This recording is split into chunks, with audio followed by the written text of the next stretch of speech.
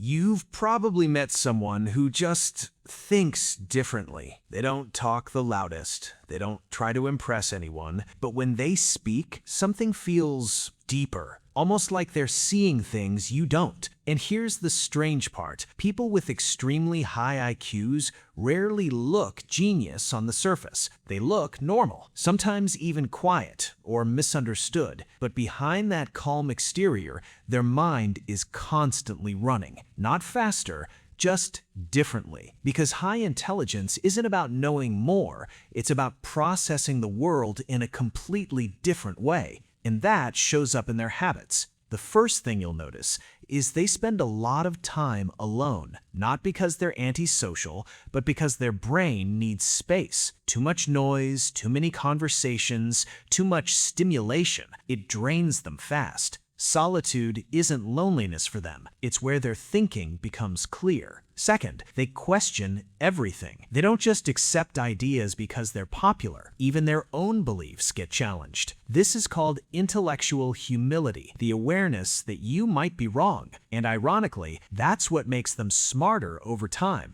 Third, they overthink. But not in the anxious, chaotic way most people do. Their mind runs simulations. What if this happens? What's the long-term effect? What am I missing? It's not doubt, it's depth. Fourth, they get bored easily. Not because they're lazy, but because repetition kills their engagement. Once they understand something, their brain starts searching for the next challenge. They crave complexity. Fifth, they're highly self-aware. They notice their emotions in real time. They analyze their reactions, sometimes even step outside themselves mentally, like observing their own behavior from a distance. This is called metacognition, thinking about thinking, and it gives them a level of control most people don't. Sixth, they struggle with small talk, not because they can't socialize, but because surface-level conversations feel empty. They want depth, meaning, something real. Otherwise, their mind quietly checks out.